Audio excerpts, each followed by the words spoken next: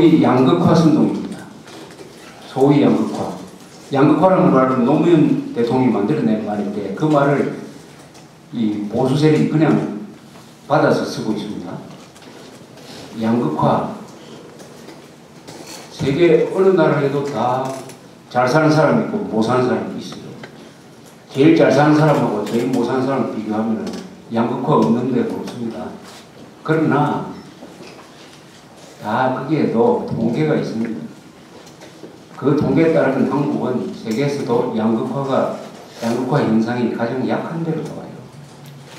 부의 분배가 평균적으로 되어 있는 나라로 나오는 것입니다.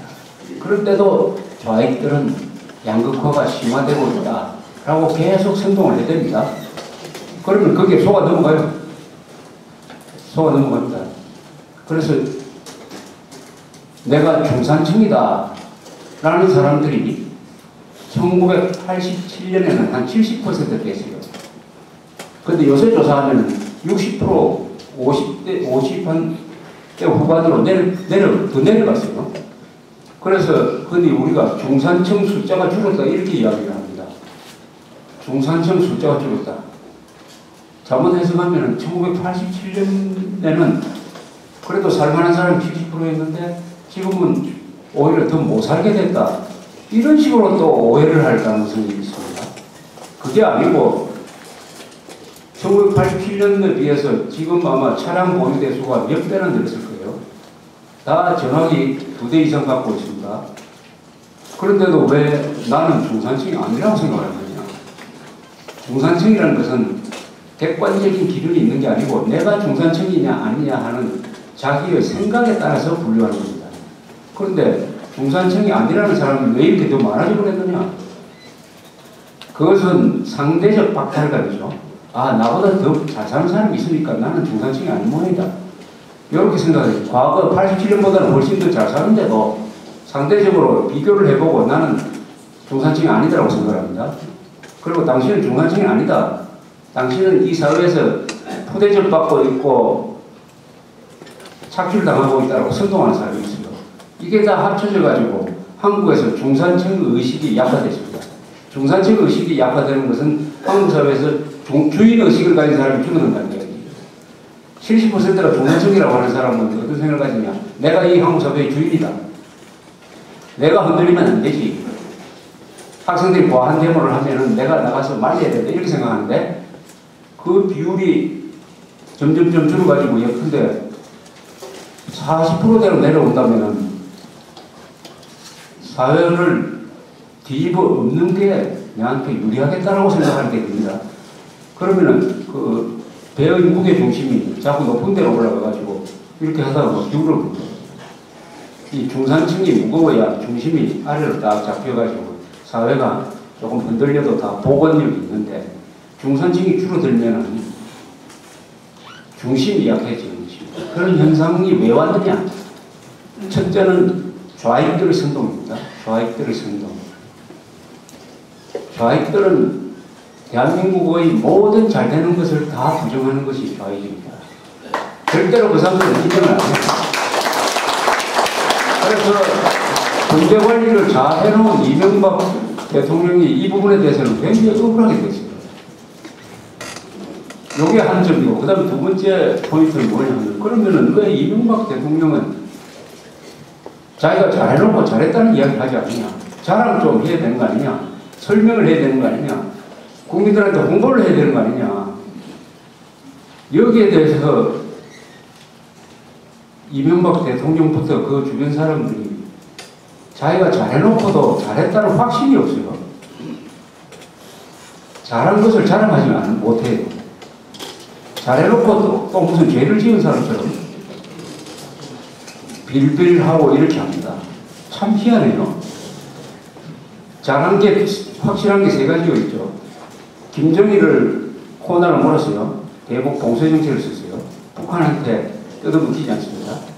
금융위기 잘했어요. 4대강 사업도 잘한 거예요. 지난 여름 비가 많이 와도 큰 수해가 없었습니다.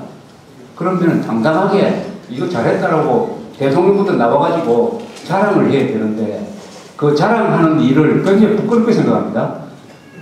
좌익은 잘못한 것도 잘한 것처럼 만들고 잘한 것도 잘못한 것으로 뒤집씌우는데 이 이명박 정부는 잘해놓고도 자신이 없다.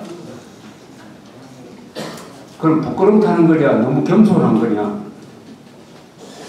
그 이유는 뭔지 앞으로 연구를 해봐야 되겠는데 제가 보기에는 이게 이념 부족이에요. 이념의 부족입니다. 이념.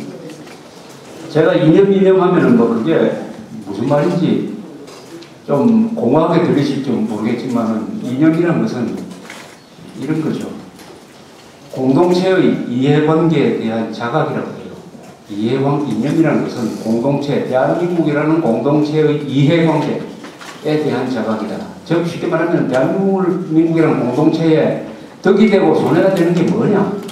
대한민국이라는 공동체의 적과 동지가 누구냐? 하는 것을 알게 해주는 것, 알게 해주는 이론이 그게 바로 이념인 것입니다. 그 다음 또 하나가 있어요. 이념이라는 것은 자기 정당성에 대한 확신입니다. 내가 옳다 하는 데 대해서 확신을 갖도록 해주는 것이 이념입니다. 저 좌익들은 이념 무장이 되어 있기 때문에 주변 사람들이 침을 뱉고 돌멩이를 던지고 비판을 해도 99%가 욕을 해도 그 사람들은 내가 하는 이 거짓말 억지 이게 옳다라고 이야기합니다. 옳다라고 믿어요. 그러니까 흔들리지가 않습니다. 불리한 상황에 빠져도 좌익들은 겁을 내지 않아요. 근데 이 이명박 정부는 잘해놓고도 자기 정당성에 대한 확신이 부족한 거예요. 왜 그러냐? 이념 무장이 아니기 때문에. 그러면 거기에 말하는 이념 무장은 뭐냐? 간단하게 말하면 한국의 헌법이에요.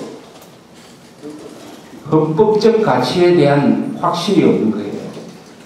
헌법적 가치는 진실, 정의, 자유, 방공, 자유민주주의, 시장경제, 법치주의 이런 게 헌법적 가치입니다.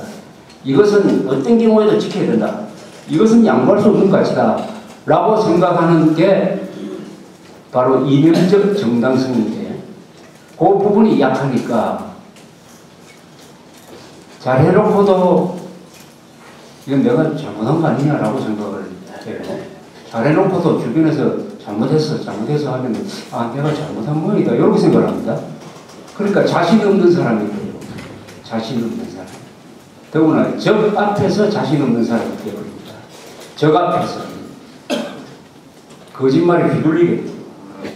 이게 이명박 정부가 보여주는 행태예요. 부지런한데도 이명박 대통령처럼 부지런한 사람 못 봤어요. 이명박 대통령처럼 외국에 많이 돌아다니면서 외국에서 저렇게 높게 평가받는 사람이 없어요. 이번에 미국 방문해가지고 아주 환영도 받고 굉장히 호평도 받았어요. 한국에 대해서 평소 굉장히 부정적인 기사를 많이 쓰는 뉴욕타임스도 이명박 대통령을 아주 극찬했습니다. 특히 오바마 대통령이 이명박 대통령을 그렇게 높게 평가했대요. 오바마가 세계 지도자 중에서 높게 평가하는 사람이 세 사람이랍니다.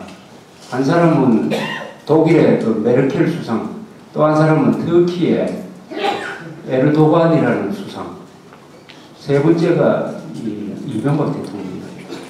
그래서 이번에 FDA도 국회에서 통과하도록 해주고 상하원 연설도 하게 해주고 하는 것은 아주 특별한 대우라고 해요. 또 이명박 대통령한테 왜 이렇게 좋은 인상을 받게 되었느냐. 2009년 11월에 만났을 때 교육 문제로 두 사람이 아주 허심탄회하게 이야기를 하면서 이게 사무적 관계가 아니라 인간적 관계로 발전을 했다. 이렇게 표현을 하고 있습니다. 아마 우리나라 역대 대통령 중에서 외국에 나가가지고 지금 이명박 대통령처럼 비중 있는 대우를 받는 대통령이 없었어요. 그러다 보니까 한미관계도 매우 좋아졌습니다. 그런데 한국에만 들어오면은 이렇게 외국에 나가면 우등생이고 한국에 들어오면 낙제생이 되어버려요. 이건 왜냐? 한국의 좌익세력 때문에 그럽니다. 그리고 이명박 대통령의 비겁함 때문입니다. 비겁함 때문에 자기 대접을 못 받아요. 당연히 받아야 될 대접을 못 받는데 이번 선거도 끝나고 나서